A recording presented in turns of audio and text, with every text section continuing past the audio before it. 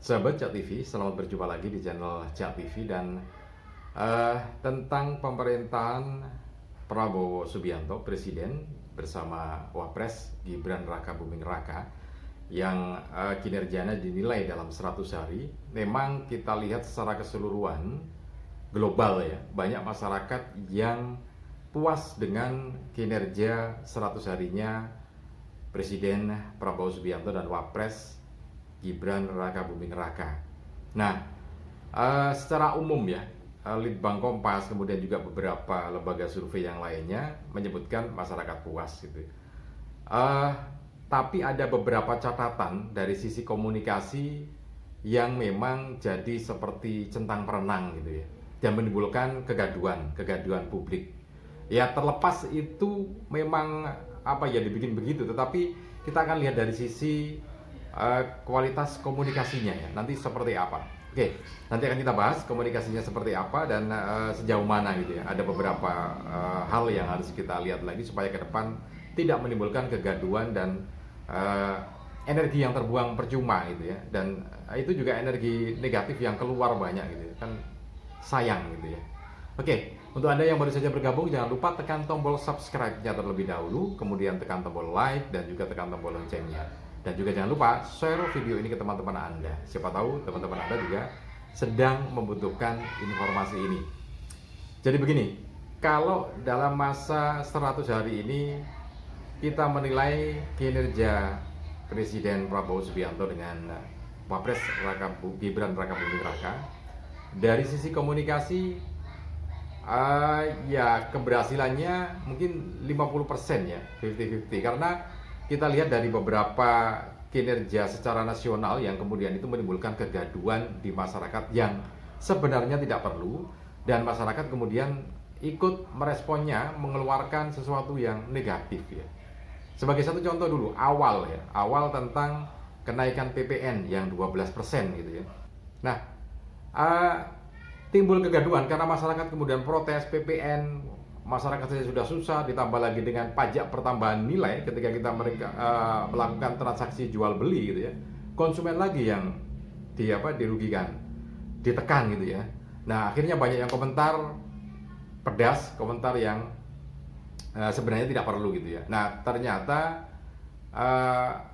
akhirnya sampai Presiden Prabowo Subianto turun tangan mengatakan bahwa yang naik PPN itu adalah PPNBM, pajak pertambahan nilai barang mewah gitu.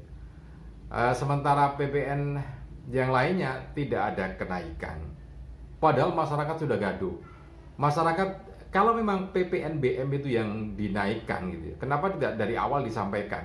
Ini adalah yang naik adalah PPNBM. Tentu masyarakat akan sangat memahami bahwa memang ya orang yang membeli barang mewah kena pertambahan pajak pertambahan nilai lebih tinggi, ya wajar lah dia mampu kan begitu. Tapi kita lihat yang disasar adalah barang mewah yang notabene masyarakat tertentu yang mampu membelinya, misalkan kapal pesiar gitu ya, yacht itu. Nah, itu kan masyarakat nggak ada hubungannya, masyarakat secara umum gitu ya.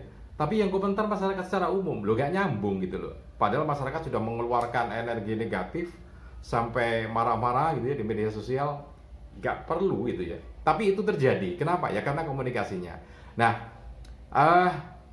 sebenarnya ini kalau mau disisir lebih awal lagi, ada cara komunikasi yang bagus yang bisa dipakai oleh komunikasi staf komunikasi kepresidenan. Jadi karena itu merupakan mandat dari undang-undang, artinya kan begini. Kenaikan PPNBM itu kan berdasarkan undang-undang yang sudah ditetapkan di DPR. Kenapa tidak dikomunikasikan terlebih dahulu bahwa kita akan mengambil kebijakan yang sudah diamanatkan dalam undang-undang dan sudah ditetapkan beberapa tahun yang lalu di masa pemerintahan presiden yang sebelumnya. Ditetapkan DPR di masa kerja DPR yang sebelumnya. Sehingga kita mengungkapkan tidak lepas dari sejarahnya gitu ya.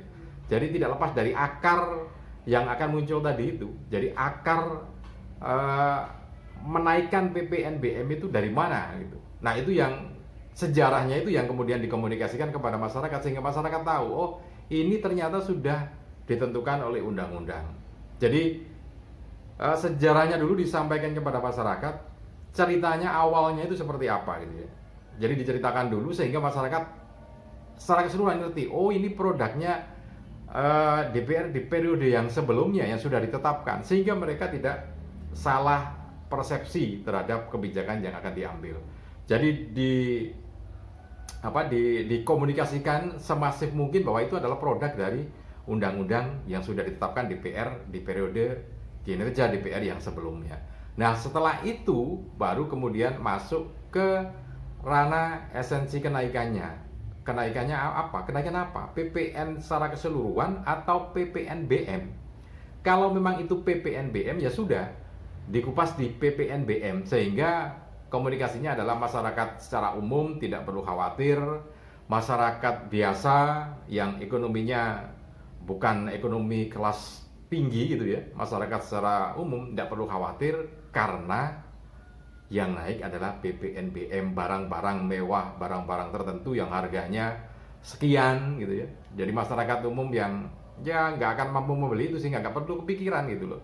Nah itu, tapi itu tidak terkomunikasikan dengan baik sehingga muncul berbagai tanggapan dari masyarakat yang sebenarnya tidak perlu. Itu energi masyarakat sampai terbuang percuma gitu, tidak perlu kan gitu. Kalau komunikasinya seperti itu. Nah, ini satu komunikasi di awalnya, baru kemudian masyarakat akan bisa menerimanya sehingga komunikasi itu berjalan dengan baik. Jadi dari sisi komunikasi begini.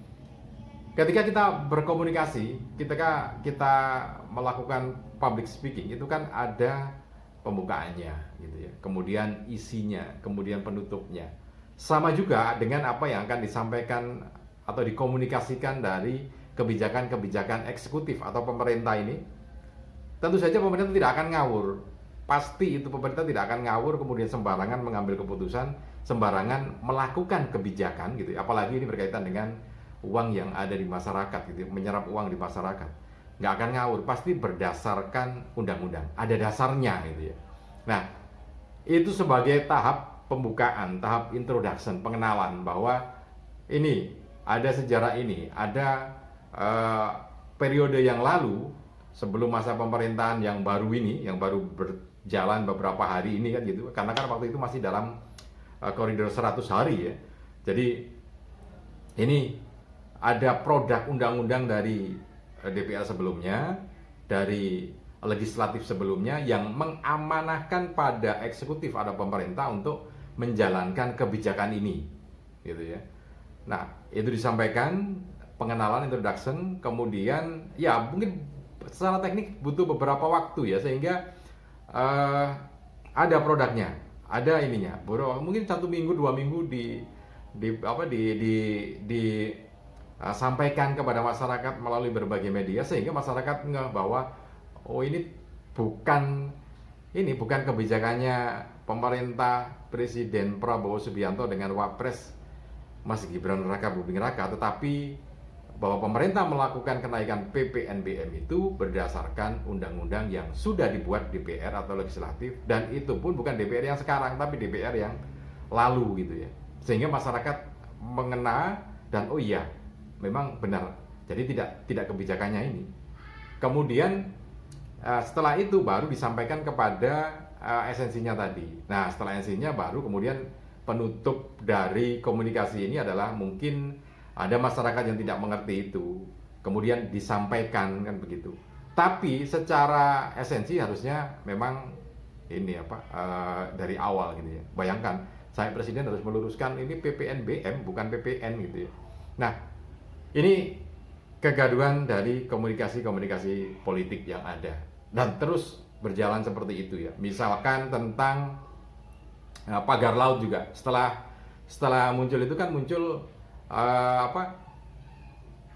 pagar laut. Bagaimana bisa seperti itu gitu kan ya? Kan berkaitan juga dengan kebijakan yang sudah diambil sebelumnya sehingga muncul permasalahan. Kemudian pagar laut. Setelah pagar laut kemudian muncul masalah LPG. Dan semuanya akhirnya presiden yang harus turun tangan untuk meluruskan komunikasi dan kebijakan itu. Ya pimpinan tentu saja ya presiden, tetapi sebenarnya kalau komunikasi yang bagus, komunikasi yang elok tentu tidak akan menimbulkan kegundahan ataupun keresahan dan kegalauan di masyarakat ya, seperti PPNBM, kemudian pagar laut, kemudian juga gas LPG, nanti sebentar lagi ini THR, bukan THR ya, gaji ke-13 dan gaji ke-14 yang katanya akan